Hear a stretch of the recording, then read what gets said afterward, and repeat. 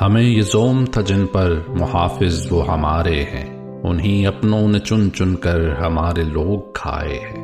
उन्हीं ने तो हमारे हक पे डाका डालकर हम पर मुसल्लत माफिया करके जबरो कहर ढाए हैं। हमें नाहक बिना जुर्मों के जिंदानों में डाला है, जिन्हें अपना समझते थे वो जिनके गीत गाए हैं। ठिठरती रात में हम निहत्तों पर वो गोली चलाते हैं, जिन्हें हम प्यार देते हैं, जिन्हें सर पे बिठाए हैं। हमारा जुर्म लिखते हैं कि हम आजादी चाहते हैं, हम ही पे वार होते हैं, हम ही कातिल कहलाए हैं। ये लिख दो मुर्दा जिस्मों पर, हमारी मस्ख लाशों पर, कि हम बातिल का मकरूह रूप नुमाया करके आए हैं।